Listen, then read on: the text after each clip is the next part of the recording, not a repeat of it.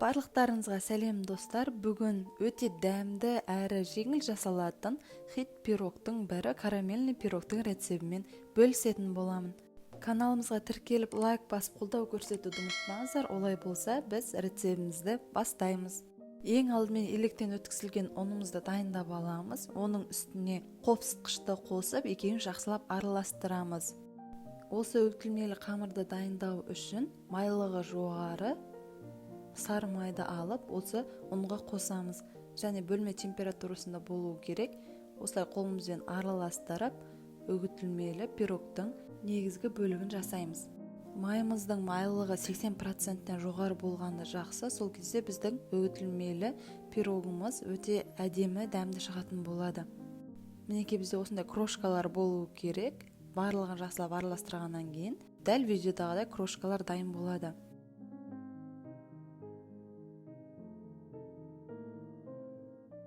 Келесі таза ыдысқа бір жұмыртқа және де қантты қосып, жақсылап венчикпен араластырып аламыз.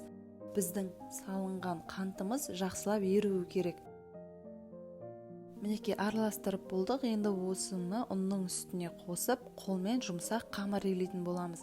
Бұның үстіне ешқандай ұн, су қоспайсыздар. Дәл осы рецептімен илейтін болсаңыздар, қолға жабысатын жұмсақ қамыр дайын болады. Біз бұл қамырды алып, салфанға саламыз да холодильникке 10-15 минутқа қойып қоямыз. Және де бір айта кететіні, бұл үйленген қамырды 2 сағаттың ішінде пайдаланып, бірден пирог пісіріп тастауымыз керек. Енді начинкасына кірісетін боламыз. Бөлме температурасында тұрған вареный сгущенкамызды алып, таза ыдысқа саламыз. Оның үстіне майлығы 20%-тен жоғары болатын қаймақты қосамыз. Бізде майлығы жоғары болғаны жақсы, одан төмен болмауы керек.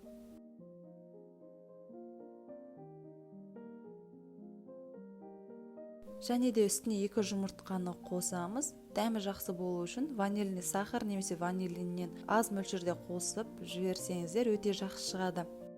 Венчикпен жақсылап араластырып, бір келкі масса болғанша араластырып қоямыз.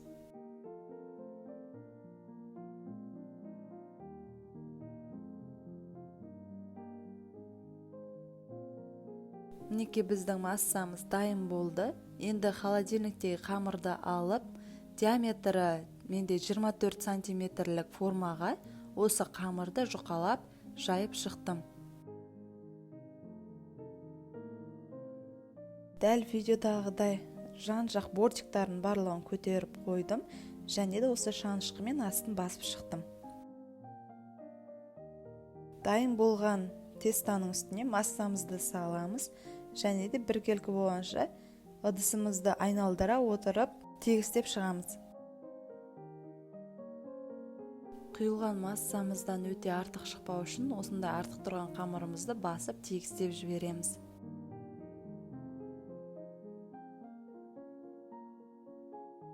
Алдын ала қыздырылған пеште 180 градуста 30-35 минут аралығында пісіріп алатын боламыз. Мінекей бізде пісіп шықты. Енді бетін өз қалауларыңызға сай әрлеп шығасыздар. Мен бетіне кокосовый стружкиді осылай жан-жағына сеуіп шықтым. Сіздер бетіне түрлі жеміс-жидектер қойсаңыздар да болады. Пирогымызды бөлме температурасында толыққанда салқындатқаннан кейін 2-3 сағатқа холодильникке қойып қоямыз. Толық суығаннан кейін бары формасына шығаратын боламыз. Егер де толық суытпай формасына шығарсаңыздар, пирогымыз бөлініп қалуы мүмкін. Видеода және описанияда көрсетілген заттардың өлшерімен жасаған болсаңыздар, осы пирог өте дәмді әрі сәтті шығады.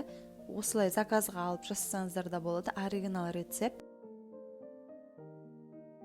Менің пирогымның ортасы сәл қатпады, себебі менде сметана, яғни қаймақты мөлшерінен көбірек қосылып кетті.